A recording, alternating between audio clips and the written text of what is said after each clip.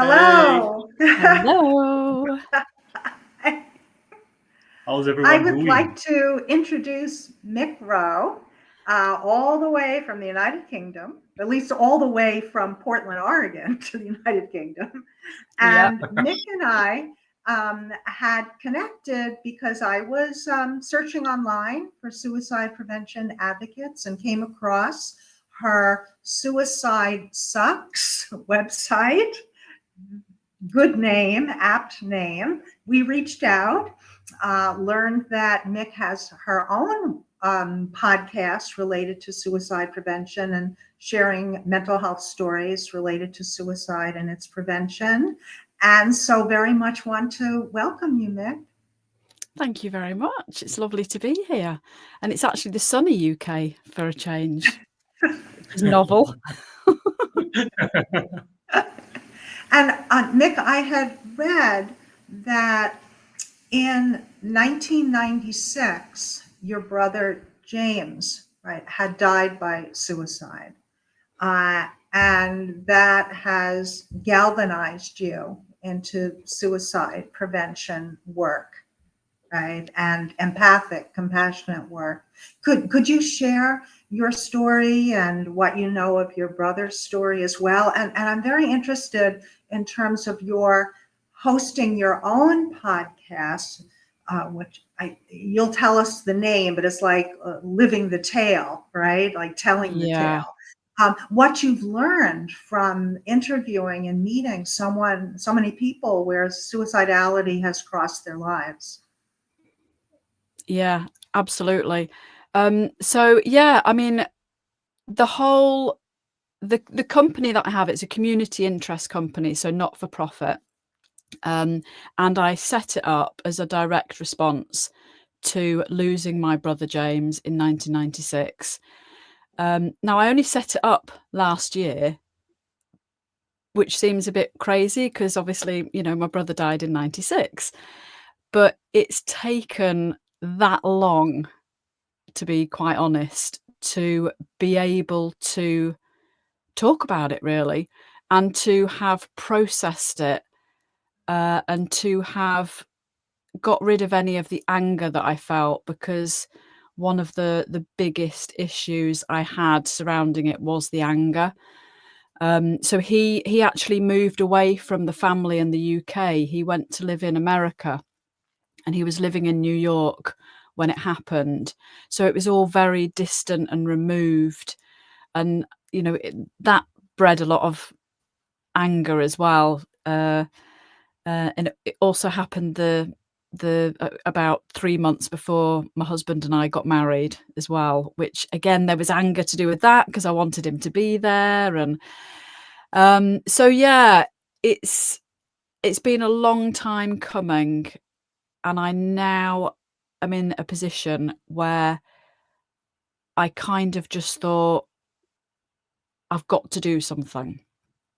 And I'm not really the kind of person that, you know, does a 20-mile run or something like that, because it's just not me. So I actually went about creating a half-an-hour documentary within my local community, to raise money for a charity called Papyrus, which is the prevention of suicide in young people. And so I reached out to the community, and one of the very clear things that I found out from doing that was that people wanted to talk about it. You know, I was under the impression that people didn't want to, but actually they really did. And I got so much interest to be in this documentary, that I had to, you know, almost, you know, have pre-interviews and not have everybody on it, you know, which was awful. And because of that, I thought, maybe I could do a podcast, you know, which potentially more people can be involved and be on it. So that's when I went about setting up the podcast, which I do in my camper van, actually. So I tour around in my camper van. We get the kettle on, I usually have the dog with me. It's all very chilled and relaxed and private as well, because that is obviously a key thing when you're talking about such, tough topics, basically. So it's a really nice environment for people to be able to express themselves, basically. And we've not said, but generally speaking, I only interview people who have actually made attempts on their life, but are still here to tell the tale. And, the logic behind that for me is that, if my brother had had something like that back then, maybe he'd have heard somebody very similar to him talking about a very similar story and, discovering that this person has actually got through it and they're still here to tell the tale and they're happy that they're here. That's the overriding feeling from all of the guests that I have on the podcast. They are so relieved that it didn't work and they're so happy that they've got this kind of second chance. Now, obviously, it's not like all plain sailing. Some of them are still on a journey, and I don't tend to interview anybody who's within a year of suffering through mental health or a suicide attempt. So they are people that they've all done that. Every story is different, and each, as we know, not the same thing doesn't work for everybody, does it? But there's lots of different ways to get through and to see light at the end of the tunnel and to see that there's another option, basically. I can resonate with what you're sharing so well. When I was in medical school, which was 40 plus years ago, I had attempted suicide and ended up medically admitted, years later diagnosed with bipolar 2 disorder. And sometimes I'll think if what I wanted to happen back then had happened, which was I wanted to be dead, there would have been no daughter. There would have been no grandchildren. There would never have been so much, right? It's so important to be able to hold on and get the help and not share how you're feeling and not act on that thought and being able to feel okay about sharing, right? Breaking through that stigma, Absolutely. speaking through the silence, your words is essential. Yeah. And that's one of the reasons that I decided to go for, you can't escape it. And I did get quite a bit of feedback from some people that weren't really happy with the name, but the majority of people I speak to are pleased because basically it's almost like it gives people permission to talk about it. And if ever I'm out and about and I've got my hoodie or my t-shirt on, somebody will always come up to me and they'll know that I'm happy, that they'll just assume I'm happy to talk because I've got this word on my chest, and they'll just open up. It's incredible how just giving people that permission makes them feel no shame or guilt about it. It's really important. And just to pick on something you said about the diagnosis, so many people that I interview have had a diagnosis of some sort that was either misdiagnosed or took a long time coming, or and again, I think those stories are important for people to hear, because some of the like I didn't even know that you could get what's it called when you've had a baby? Postnatal depression. Prenatal care. I didn't know that you could get prenatal depression, And that was what caused one lady's suicide attempt, was the prenatal depression. And then there's another lady who's got this, and I can never remember the name of it, but it's to do with being hypermobile and no collagen in your skin and things. And again, it was something I'd never heard of. And Ehlers-Danlos syndrome? that's it. That's the one, yeah. And I'd never heard of that. And there must be so many people out there that who feel like there's something not quite right, but think that they're the only ones, and that can lead into this deep, dark hole that people are, looking down into. And I just think we need to talk about everything.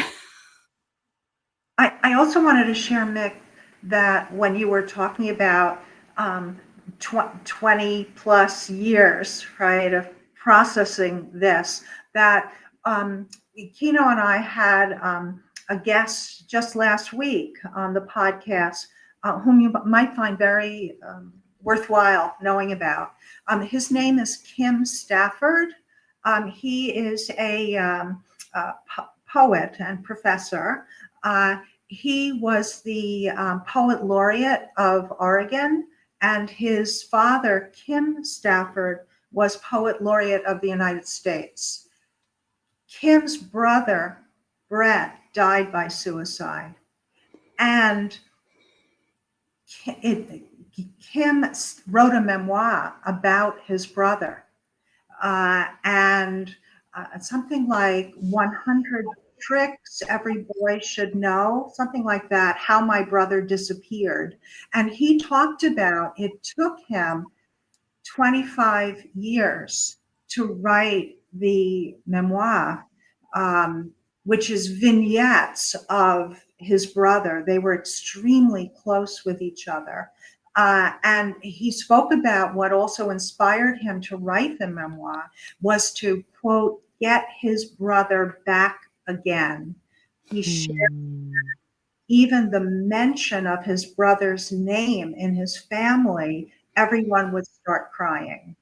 And there was almost a total shutdown of even the memories of his brother because of what it evoked.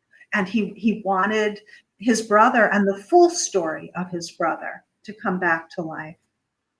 I highly love that. His book. It's so beautifully and heartfelt written. And of course, part of his mission is to help people prevent suicide. And for Kim, he talks about the power of writing can also help. Absolutely. Yeah. Yeah.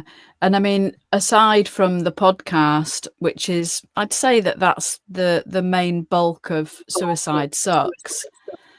But we also run wellbeing sessions, reconnecting with nature, because I think a lot of the time when you have, well, I'll share something. My brother's note that he left, his suicide note, basically said, "Love you all, but can't love myself." And I think that is often a struggle that people have. They can't love themselves. And if you can't love yourself, you can't really help anybody else because you're, internally, you're not happy. And I think because of that, people lose connection to almost everything. They become isolated. And I believe, and Suicide Sucks believes, that the first port of call is to, reconnect with nature in the purest sense of the word, not going for a walk, not going for a run, but the senses, awakening the senses. So we do a lot of grounding and meditating and gratitude practice just in order to feel again, really. It's so enlightening listening and humbling listening to people's stories, and it feeds into everything that we do because, a lot of people, that's what they share. They've lost a connection to anything. They're feeling numb. They don't feel anything. And, you can't help but feel something when you stand in a field with birds and the wind and the trees, and it's a really good place to start, I think. Mm. But maybe also a sense of safety, right? Absolutely. Not Yeah. being threatened from without or within. I think what basic trust, right, or basic safety is what in terms of developmental stages, that's the foundation, safety. And Yeah. perhaps with suicidal thinking or suicidal feeling, there's profound sense of being unsafe and wanting to escape that. But maybe it's the pain of feeling that threat. Yeah. Yeah. And that feeling that there's nobody that you can talk to about it, and I do get it. Like, I often say to people that, there are times in my life where, I've felt depressed and felt like there should be more to life, and as soon as you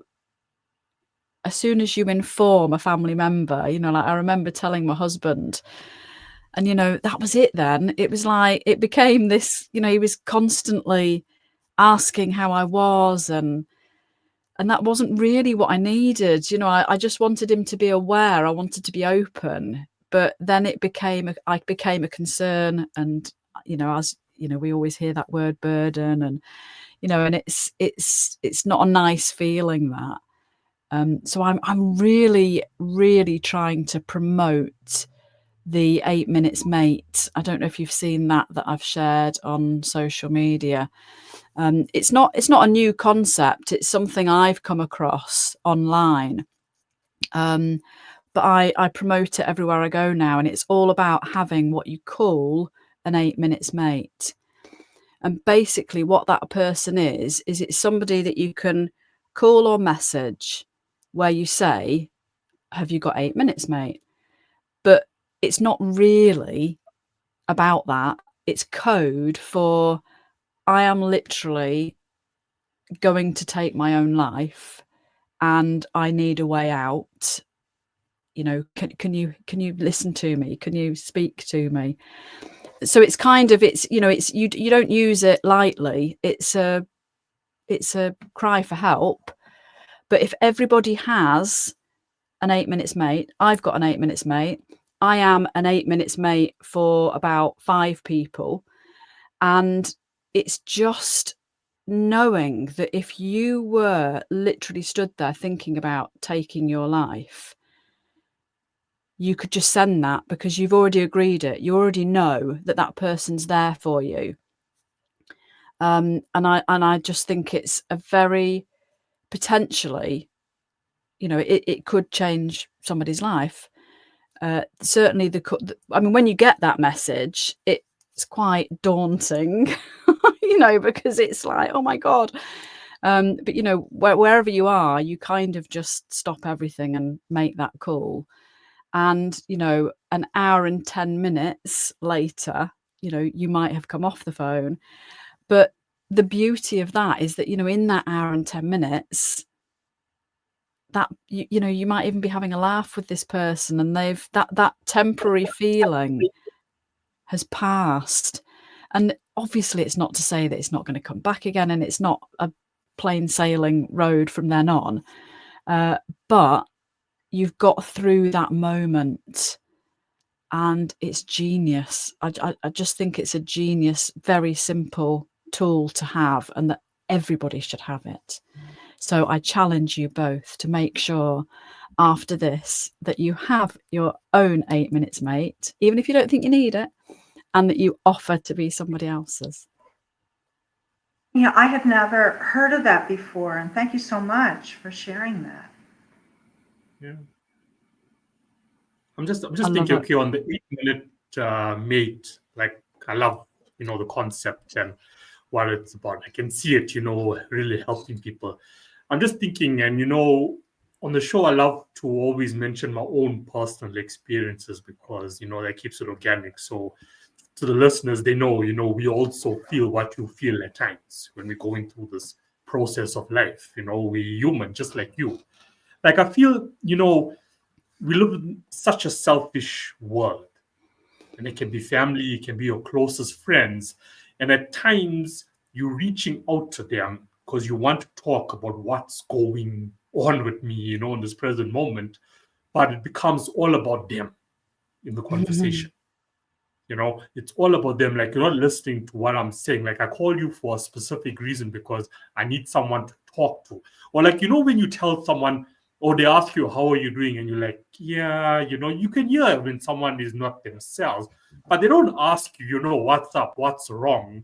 They just continue about their own life and what's going on in their life and what they're frustrated with, So if you don't have a strong enough mind, or, you weak in the sense where, no one loves me. So what's next? Why am I here? What's the point of it all? Maybe we show up on a podcast each and every single week or each and every single day. And even though we're interacting virtually, but it could be enough. But after we're done with this, I probably don't have anyone. Diana doesn't have anyone. Mick doesn't have anyone else. And then we're waiting for the next show because, and this is like, true stories. True story. That's how I feel at times. I could be going through something, whether it be with the podcast, whether it be with busy schedule, whether it be with, okay, there's no business or things haven't worked out or this plan hasn't worked out, but there's no one to turn to, because if I turn to anyone within my circle in South Africa, it's all about them. I can speak to my colleagues about it, that are here physically, but this is, we're trying to keep a professional relationship. They've got their own stuff going on, so how can I involve them in that? So then I wait, okay, there's a podcast tonight. Let me get on the podcast. That's going to put me in a better mood. And it actually does. It actually does. Listeners out there thinking, okay, why should I watch a podcast and listen to what, Mick is saying or Diana is saying? You won't believe what it can really do for you, It does help. Maybe on the screen, but it does help. Yeah. Yeah, I agree. So I think it is hard. Yeah. I just want to conclude with saying, 8 Minute may do it, but just, be sure that person is really going to get it. Make sure it's someone that's close, where okay, can fully trust in that person. The question is, if I don't have that person, I think that's where I'm getting with, with this. What if you Absolutely, don't have yeah. And I think a lot of the time, like I was saying about with my husband, it's better if it's anonymous. If you can speak to somebody who doesn't know you, then I always think that's better. And that's something else that some way down the line I am really keen to set up, which is a buddy sponsor system. So if you imagine Alcoholics Anonymous, I want to have a similar thing for almost like Suicide Anonymous, but it would be, so you would have people sign. I mean, I've already had people sign up, even though this is a longer term project. You can sign up to be a buddy who needs help, and you can sign up to be a sponsor who's been through it. They've probably even been on Suicide Sucks podcast, and they've got experience of how they got through. And I want to be able to pair those people up, even down to specific issues, so to speak, because like Paul, one of my first guests, he's 70 now, and he made 3 attempts on his life, and he had a alcohol problem. And the only way he got through it was when he discovered somebody within his community had an alcohol problem and got through it. And that was the only thing that saved him. He was able to talk to somebody that absolutely knew where he was coming from. He had been stood exactly where Paul had been stood. And I think in order to help people and support people, obviously there's a place for counselling, therapy. We need everything. But I do also believe that one of the ways to heal is by connecting with somebody with lived experience. And the idea of having a system like that, where you could have like WhatsApp check-ins, just, weekly even, and I'm quite excited and passionate about. I've tried to get some funding recently, but I don't find out for a while. But I do think, again, from what people tell me, that would have been beneficial. If they could have spoken to somebody who had a drugs problem, and it would have to be the right time, because obviously, if you're in the thick of it, it's not the right time. But having somebody there that you could, at the right time, just say, oh, you should talk to Paul. I love that idea. Lots of projects. Makes sense. And as I say, it's that kind of anonymity surrounding it, that where you're not worrying your family, you're not, because it's tricky. It's tricky. Nick, apropos of family, how did your parents and or siblings cope with the suicide death of your brother, and how did they feel about your shining a light on suicide in all that you're doing? Yeah, that's interesting, actually. My mum, I mean, she's never been the same, really. I mean, losing a child, obviously, it's going to do that, but she's never really lived her life, so to speak, and it's very difficult to talk to her about stuff. It's obviously become a bit more, she's had to, in a way, because of what I'm doing. And although she supports what I'm doing, I think it does still make her feel uncomfortable. So it's quite a tricky one, that. As I say, she supports what I do, and she's one of my volunteers, and she'll come and help and things. But she feels, I think she even said it once, that, you're ramming it down my throat type of thing. And, we're all different, aren't we? So I have to respect that. My dad, on the other hand, I mean, he's got dementia now, so he's completely oblivious to it all, really. And my other brother, Simon, he found it tough, because there was only 1 year between them. And he'd also, although myself and my mum and dad had been out to America a couple of times to see him in New York whilst he was there, my brother Simon had never actually managed to get out there. So I don't think that really sat well with him either. But I can talk to Simon about James all till the cows come home. And he also actually, I don't know if I'd said about, I'd said about it taking 20 years more or less for me to process stuff. But I think the universe interjected, because I did my back in, and I was out of action for about 10 months. I'd got 2 slip discs and sciatica.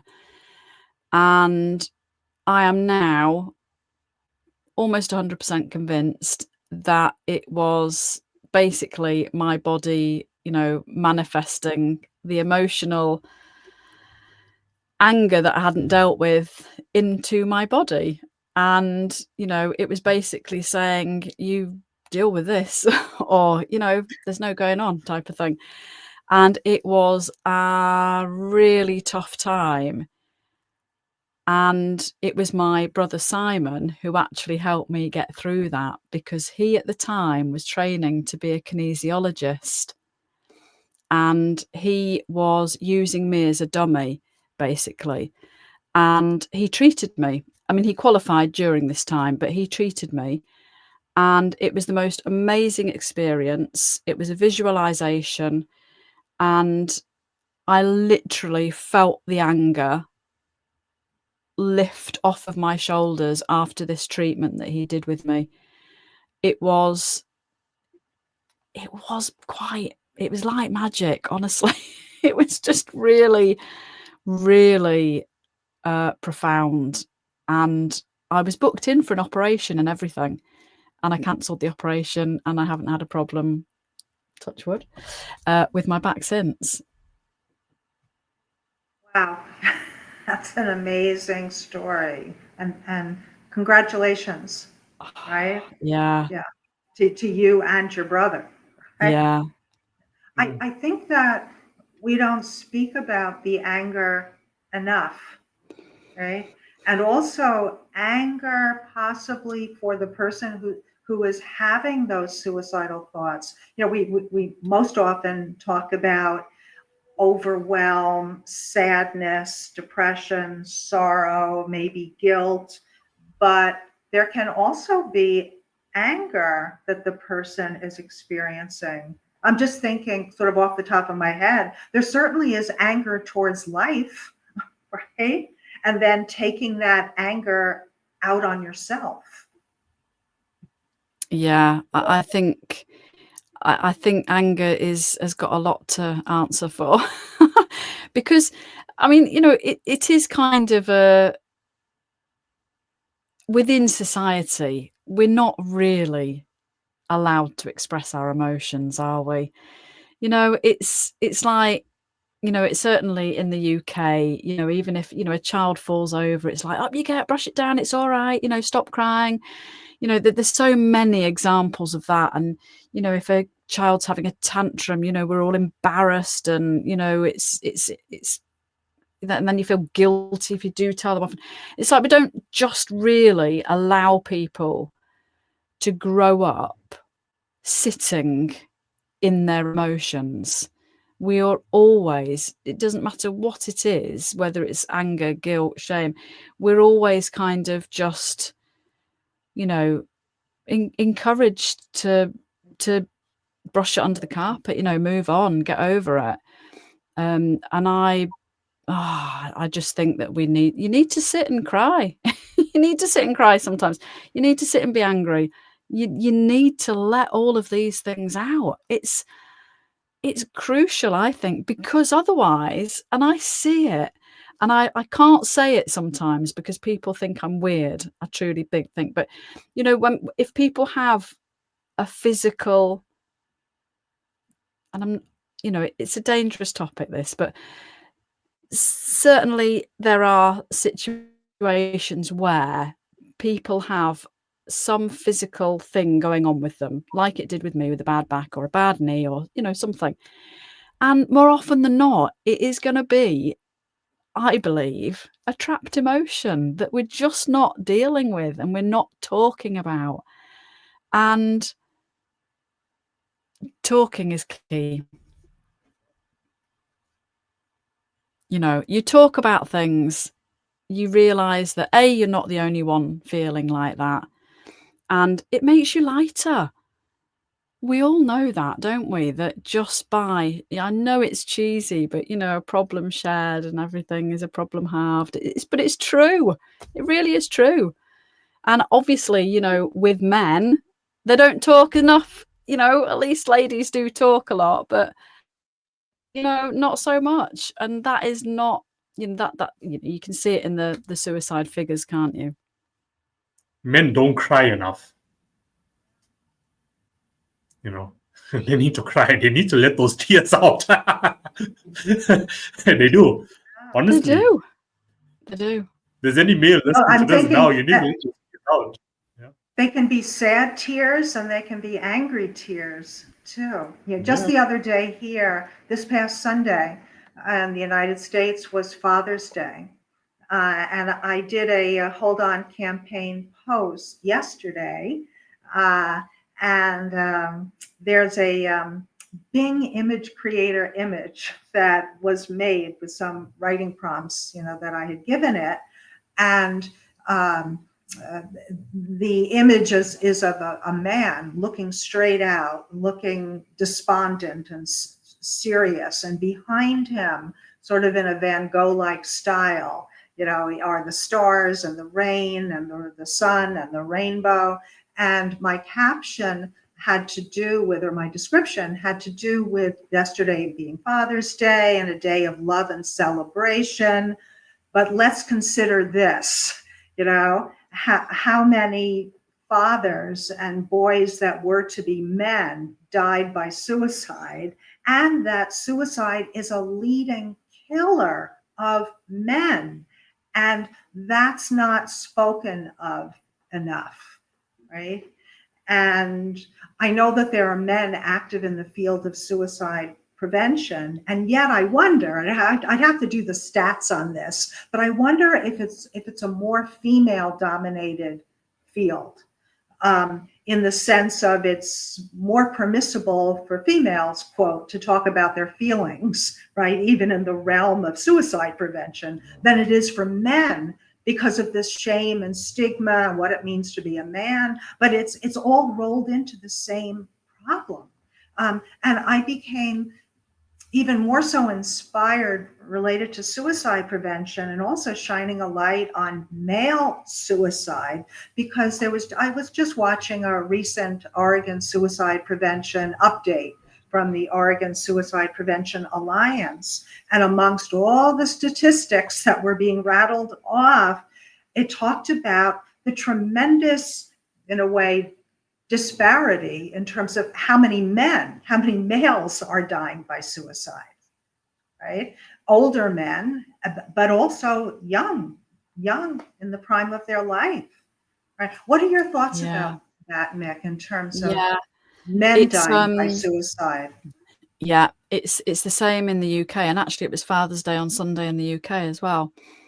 But there's a lot happening now. There's a lot being done, which is really exciting. So within the UK now, we have Andy's Man Club, which is held every Monday night, and it's taking the country by storm. It's amazing. They started off with just like a couple, and now they're everywhere all around the country. And that is brilliant. And there's also lots of others, like there's Men Walking and Talking now. So there's lots coming up, which can only help, obviously. But it's also the fact that these groups are again kind of highlights because they're all full. There's big gangs of men going for walks, and it's incredible, and it's definitely an issue here, and with the young people as well. We had a 14-year-old recently, just Barnsley, and a lot of the figures for the young under 18, they don't always get registered as suicide, because if they're 14, 13, 12, they kind of class it as they didn't know what they were doing. So it doesn't always get registered by the coroner as suicide, even though it clearly is.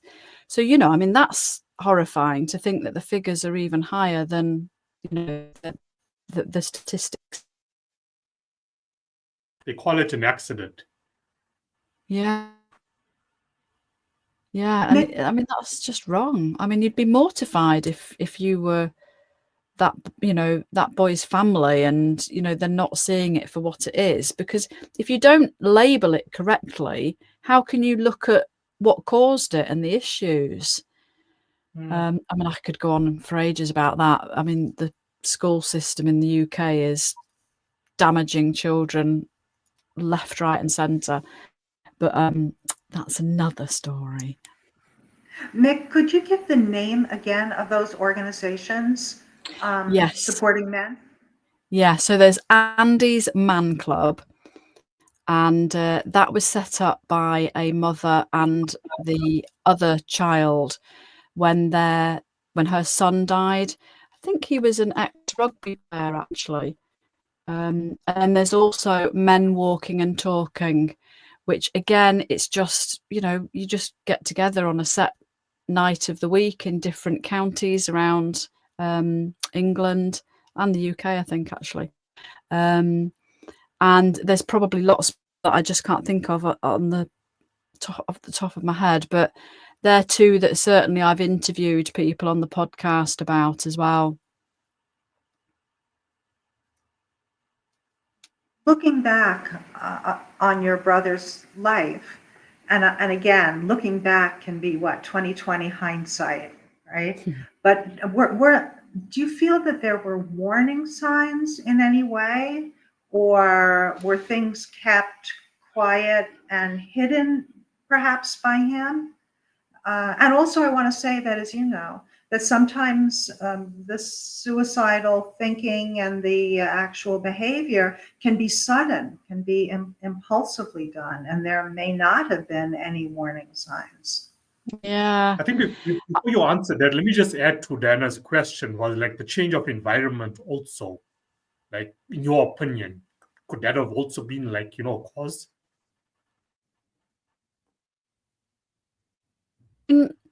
With hindsight, I now kind of feel that moving to America was part of that journey to that end, really.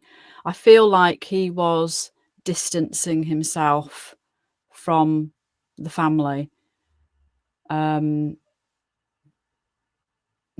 the reasons for that, I don't know. I mean, he was, typically he was one of those people that was the life and soul of the party. He was always, playing pranks and, happy-go-lucky. So it's like, in terms of his character, it didn't really, you would have expected it. However, there were things that happened within his life, and again, from interviewing people on the podcast, you realise, that it's not just one thing. It's a culmination of lots of little things, and then there's the straw that breaks the camel's back, so to speak. But so for my brother, he didn't really have a focus in terms of work when he left school and things. He tried to join the army as an officer, and he got kicked out because he didn't respond well to the authority. And I think that really dented his, not pride, but his identity, really. It dented his identity. He had the love of his life, and the relationship ended. And again, that was another kind of kick in the face, where he,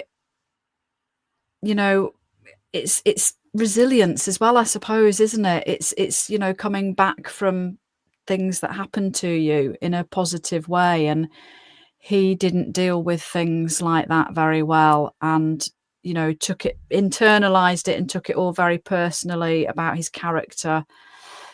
My mum and dad divorced when we were young. I was 13. They were, I think, brothers were about 18, and and I don't think that really was done in the right way, so to speak. Again, there was not really much talking or, understanding surrounding it.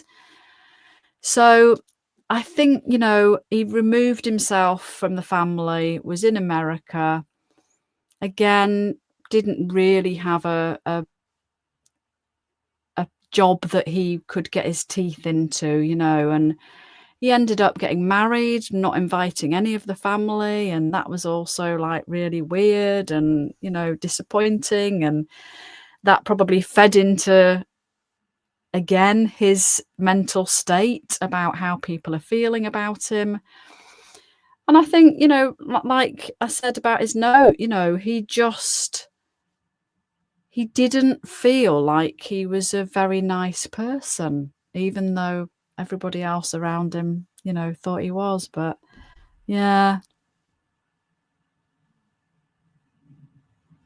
Sure.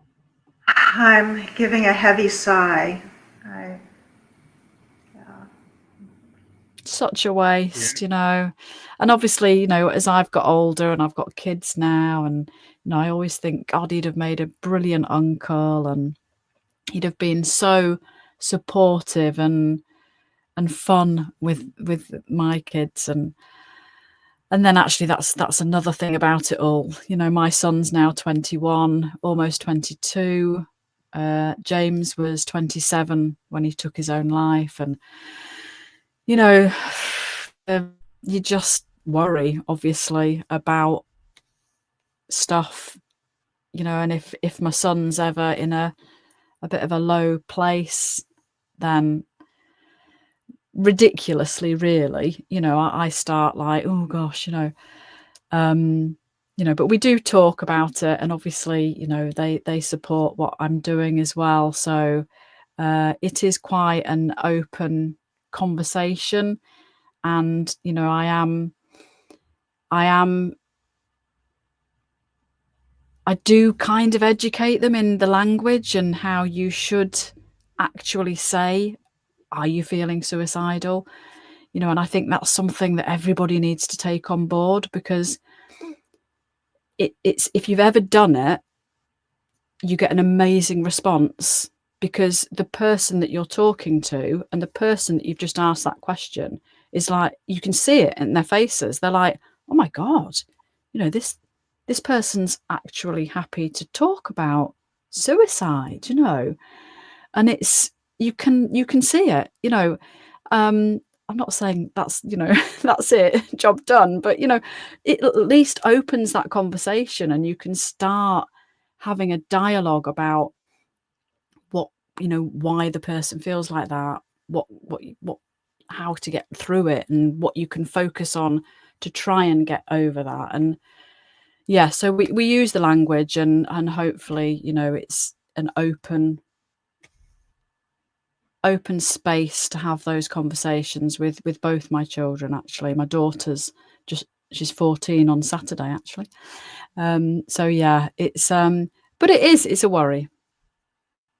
Listen, you know, to sum up that, all we have to do is listen. You know, whether it's mother to son, whether it's daughter to father, whether it's brother to brother, whether it's sister to cousin, all we have to do is listen to what the other person is saying, you know. Just And sit to there, and to and to look yeah, and listen yeah. and feel, because Well, there's a difference, you sometimes know. the person may not be saying how they're feeling, but we can potentially, not all the time, but potentially there are clues that if you're in a positive way, curious, caring, empathic, you can Yeah, look and sense, right, and repeat the question and connect. But you're right, to be seen and heard is so validating. Seen and heard without judgment, right? I yeah, see you, I hear you. I'm thinking about that, and it's a metaphor, but it's also a reality. Like, we were all babies, right? We couldn't talk yet, but we were crying and moving and fussing, and somebody saw it, right, and heard us, and they tried to figure it out to comfort us, right? And we're way beyond being babies now, but we still need to be Yeah, seen and heard, right? And that thought definitely. about the life unlived, it's just so tragic, right? Yeah, yeah, There was so much life that could have been lived beyond that moment. yeah. also 27. 27 is the age that pops up with males on a regular basis, you know. So, I mean, it's something to look into, you know, with the work that we all do. Like 27 with males, it's a common age, you know. It That, is. so, you know, we need to see what's happening there in the average male's life, you Yeah, know. yeah, Transition, it is relationships, you know. yeah. It really is a common age for things to happen. Even if you look in the famous young people that have, you know, it's 27 seems to be a real, Hmm. like, yeah, it is strange. Like a life And crisis for them, you know. Something's going on there. yeah, yeah. And I think a lot of the time it's that expectation to provide, or certainly it always was. And I think that the pressure, certainly a lot of people in the camper van talk about stress at work being potentially, you know, the first trigger for things going wrong, because nobody wants to talk about the fact that they can't cope at work, do they? Because again, it looks weak, and especially for men to admit that.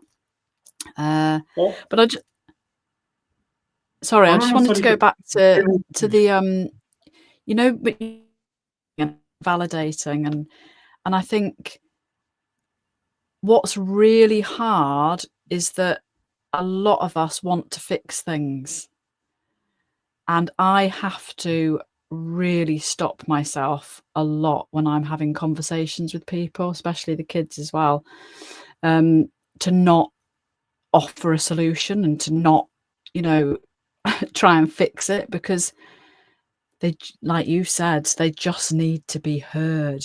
They want to feel heard. It's not necessarily that they want a solution. They might want to get there themselves, and I think that's really hard sometimes to try and refrain from giving advice or giving solutions. And yeah, sorry, I just needed to say that. No, like what I was going to say when you were talking about work, you know, so many people are at work, but they're not even happy in their job they're in. But there's no way out because, you know, I have these financial responsibilities or school fees or whatever it may be. So I'm unhappy in this job. I can't leave this job.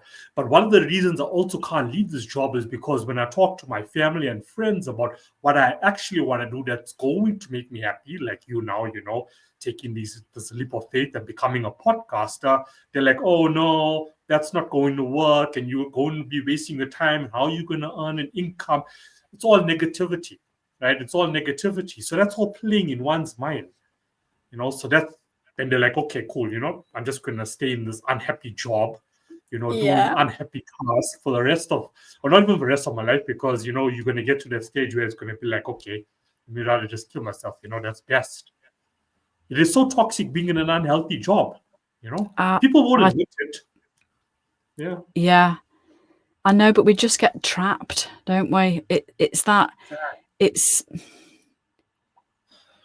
difficult to remove yourself from a toxic job or toxic environment, isn't it? Especially like you've just said, with all the pressures of people's expectations and people's thoughts about what you would do instead, you know. But ultimately, you know, you need to be happy. We're in our jobs most of the time, aren't we? So yeah. Or just tell someone that you believe in whatever they want to do with their life. Like, look, you're a mother. If your son comes to you, it is a son, right? Son, you said son. Yeah. So I've got a son and a daughter. Yeah. Oh, son and daughter. So if your son or daughter comes to you and like, you know, mom, I want to be whatever, you know, maybe it's not a profession that's, you know, the norm, doctor, lawyer, but let's just say, you know, they want to be a vet, you know, because they love animals. Okay. And you're like, no, that's not a real career. Why would you want to be a vet? You know, that's so disheartening. Words hurt, you know, you hurt their feelings. So that will, of course, lead to mental illness somewhere, teenage years, adulthood, because all I ever wanted to do was be a vet. But my parents never told me that they believe in me. My friends think it's a stupid idea. That does cause suicide, you know, it does. Just tell someone whenever it really does. Whenever someone comes and says, look, this is what I really want to do with my life. I'm unhappy at my job, you know, whether it's husband to wife, you know, I'm unhappy at my job, but this is what I want to do. You know, it's going to be tough in the beginning, you know, but give it like a year, give it 2 years, you know, there will be success in this, you know, just stick this out with me, you know, and all you have to say is, okay, let's do it. We're going to do it together. You know, we do it together. I'll work for now. You launch this. You started off. Maybe 2 years ago, I'll leave my job. I'll join you. You know, but we see what happens. But the moment you say, "Oh no, that's not going to work," I think you're right. Yeah. I know. For me, it's leading. When you said do it together, Kino, I think that's a key, right? It goes back to you're not alone. Also, you're not broken. Exactly. You're not damaged. You're not broken, right? Um, Yeah. I wanted to bring up, I have not read this full article yet, but just the other day I saw an article that had to do with time distortion of people that are having suicidal thoughts. And this, I believe that the article is going to be really about research into the brain and the brain functioning. And you know how the idea of, the person is saying, because they're feeling the pain is unbearable and it feels unbearable and that it's never going to end. And to escape the pain, I'm going to end my life.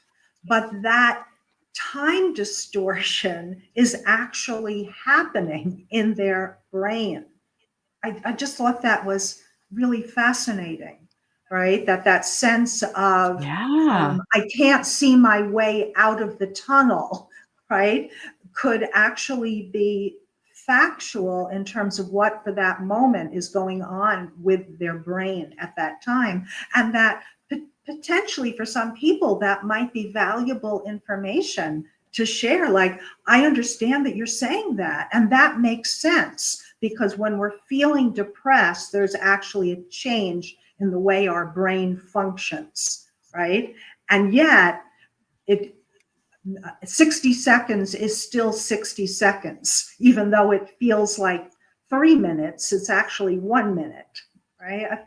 There's just so much education in a compassionate way, and validating people's experiences, and that idea of, I don't know, with the time distortion. I mean, I guess if a person is experiencing that, it feels like this is my life forever.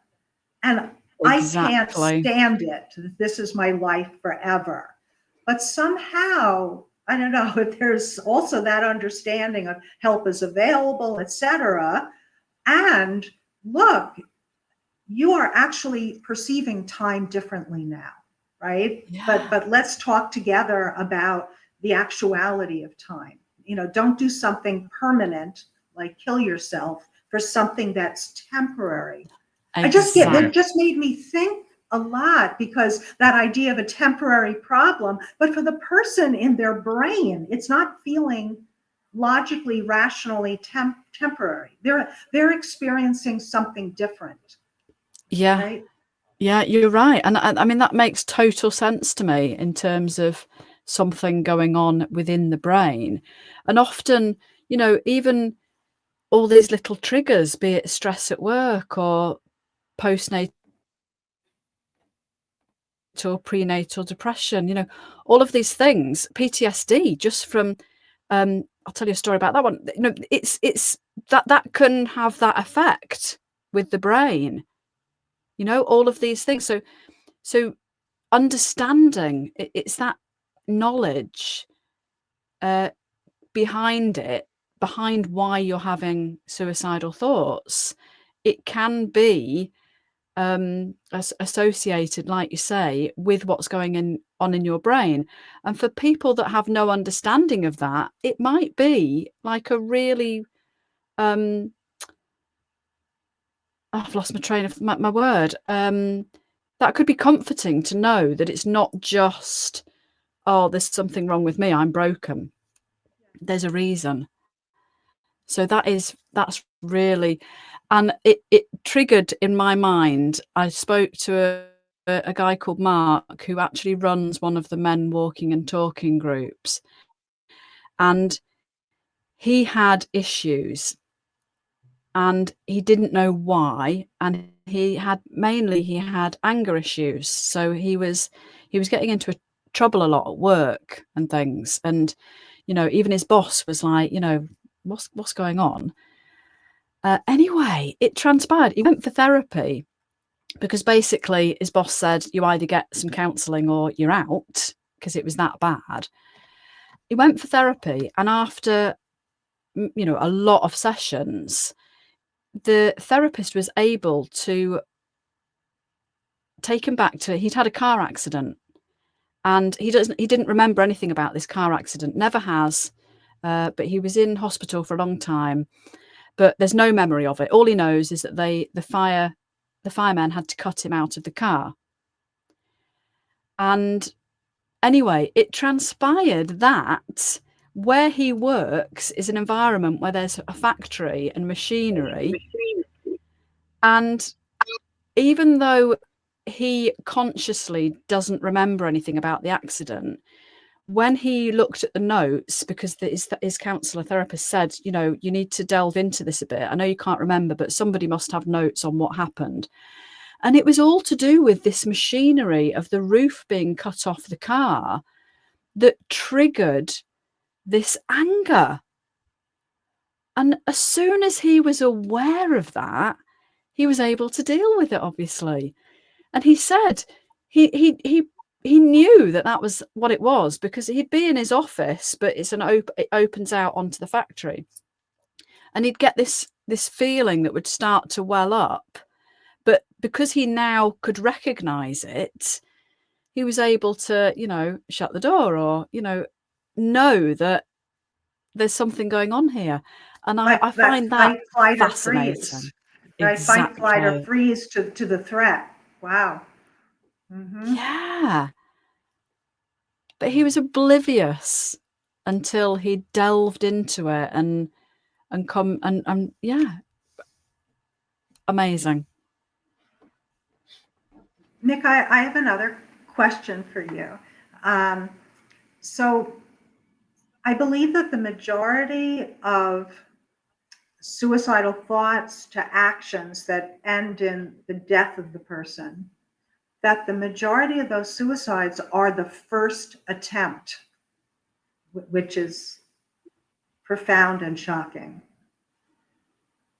Knowing that, what are your thoughts about what can we do as family members, friends, community, to help each other?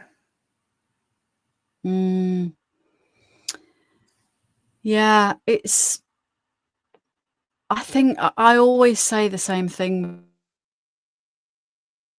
with this. I always, you know, if you've got any inkling that somebody is not themselves, you know, let's keep it as simple as that, you know, then you just have to have a conversation, and, you know, or even a text message. You know, it doesn't have to be face to face, but I just think it's letting somebody know that you are happy to talk about anything, really.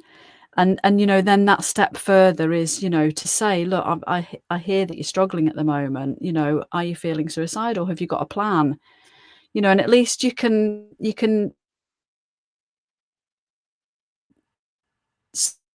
person, you know, just, you know, struggling a bit and needs a bit of support, or are they, you know, they've got a plan and, you know, there needs to be an intervention. I think it's quite important to try and establish where somebody is on that line. But I think in families, like I've said before with my kids, you know, I do just feel like it is talking. And also, I mean, not just talking, because, like, for example, with my daughter, she doesn't want to talk to me. You know, she does not want to talk to me about stuff. You know, and she has had issues. She has self-harmed, you know, and we've had to talk about that, and we've had to get help. She's going to see an art therapist now. So, you know, she's much happier to talk to somebody else. She doesn't really want to talk about it before then, you know, we wouldn't have been able to set something up. So I do think it is about having the open conversations. But, you know, people are sneaky, you know, so you know, you're not always going to know. You're not always going to, you know, and you can't always know, because, like I say, people are sneaky. but I think if there's ever any change, that's always key to me. If somebody's normally a really happy-go-lucky person and they're suddenly not, that's a change. You know, if somebody's normally very quiet and all of a sudden they're, you know, these are changes that often are, you know, signs that something's going on, you know, and I think that's when, you know, it's important to just, you know, step in and check in all the time and make sure you've got an 8 minutes, mate. My daughter has, my son has, Yeah. you know, it's not me, it's somebody. Yeah. I like what you said, Mick, about that. What I'm here. We can talk about anything, and because that includes the sadness, right, and maybe the depression or suicidal thoughts or the overwhelm or the disappointment. But it opens up the conversation also that you are more than that unhappiness. You know, we can talk about anything. Yeah. And I always add to that with my children anyway, that, you know, but if you don't want to talk to me, that's okay. But let's identify somebody you could talk to. You know, I need to know as a mother that you have got somebody that you can talk to. And I think that, and I think it's also about modeling, isn't it? It's like, you know, if I mean, I am just talking about children at the moment, obviously, but, you know, if they can see that we look after ourselves and that we speak to people about how we're feeling and if we're upset, and, you know, I used to hide away if I was upset and tearful. You know, now I'm like, no, they need to see it. You know, that they can, you know, you can reassure them that everything's fine, but, you know, I just need to, I'm upset, I'm angry, I'm whatever, can model how to cope. And I don't think any of us, I've certainly been guilty of that in the past. I don't think any of us, even just gigs at work, actually model that at all, really. It's like what you were saying earlier, Kino, about, you know, somebody says, "Are you all right?" You say, yeah, I'm fine. You know, I teach everybody that you ask 3 times, you know, and I seriously mean you ask 3 times. Well, you know, are you really all right? Or are you just saying that, you know, because I'm noticing that you're looking a bit, you know, and then they'll say, no, I'm fine. And, you know, apparently the first time's a habit, the second time's denial or something. And then the third time they might say, actually, do you know what? I had a rubbish day at work, you know, but it's not, you don't believe somebody wants to listen until you've asked 3 times. Yeah. Just irritate them, you know. Yeah. Mick, how can people learn more about your organization, online, Facebook, wherever? Yeah, so we have a Facebook page called Suicide Sucks, which is really difficult to get onto because the algorithms, all it brings up is, do you need help and support? But if you then try and click beyond that, you can get to us. But the best way really is to go onto the website, which is www.suicidesucks.co.uk. And there's all the links on there.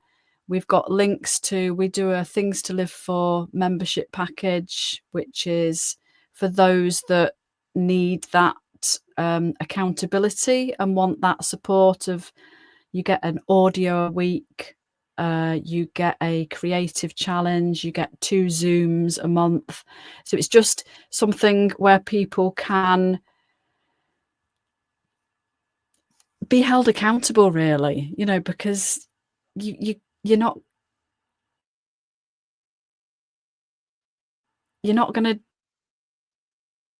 nobody's coming to help. Nobody's coming. You know, there's waiting lists as long as whatever for this, that, and the other. You know, jump on board yourself and find something that works for you. And I think that that's key for everybody. But yeah, so they're the main thing.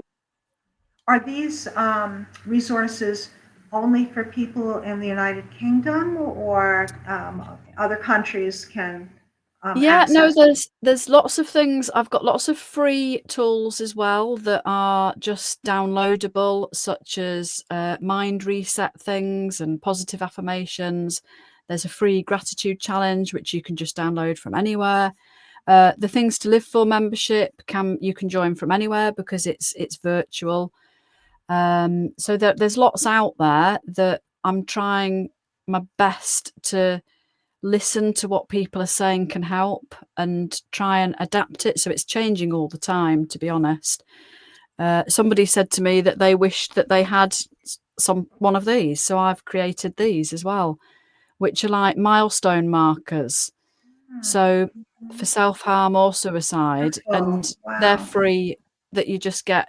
It's just something concrete to say, I've done it, I've got there, I've we can get through this, so that's my latest little thing. But yeah, lots there. Come over onto the website and have a look at us.